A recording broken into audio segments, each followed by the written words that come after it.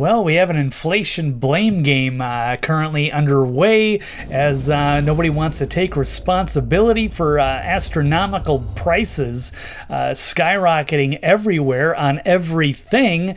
The Biden administration would have you believe that it's the Putin's price hike. It's the Russian president, of course. Putin's price hike is hitting America hard.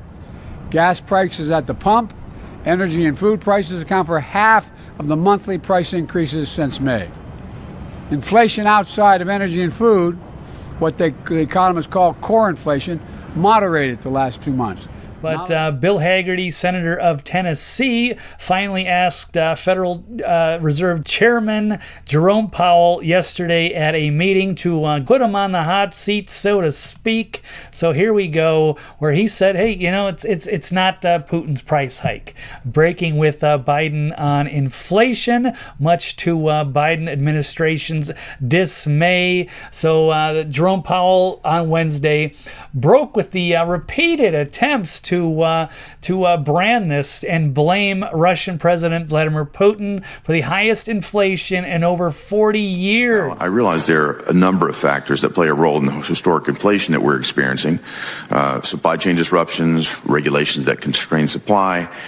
We've got rising inflation expectations and excessive fiscal spending. But the problem hasn't sprung out of nowhere. And in January of 2021, inflation was at 1.4%. By December of 2021, it had risen to 7%, a five-fold increase.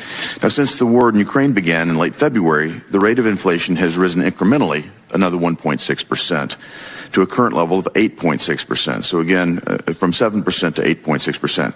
Given how inflation has escalated over the past 18 months, would you say that the war in Ukraine is the primary driver of inflation in America?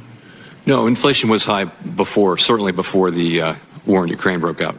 I'm glad to hear you say that. The Biden administration seems to be intent on deflecting blame, and as recently as just this past Sunday, spread the misinformation that Putin's invasion of Ukraine is the, quote, biggest single driver of inflation. I'm glad you... So you can't just blame that all on Putin in this war. Sorry, but reality smacked Joe in the face, and they're going to have to figure out something else by midterms.